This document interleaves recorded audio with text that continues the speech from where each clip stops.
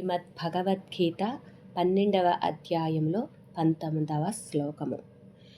తుల్యనిందాస్తుతిర్మౌని సంతుష్టో ఏన కేనచిత్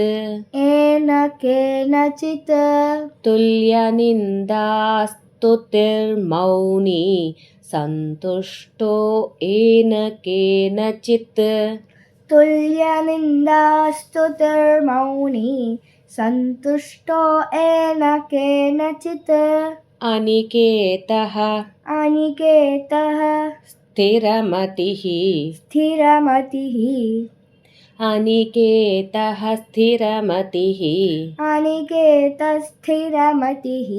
భక్తిమాన్ మే ప్రియో నరః భక్తిమాన్ మే ప్రియో నరః అనికేతః స్థిరమతిః భక్తిమాన్ మే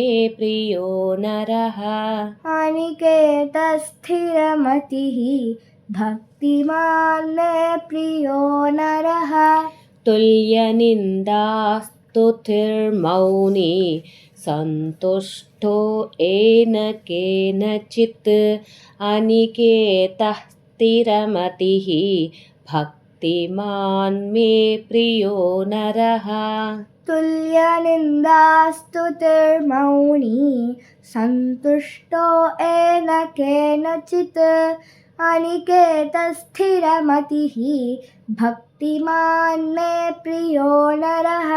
వాసుదేవ.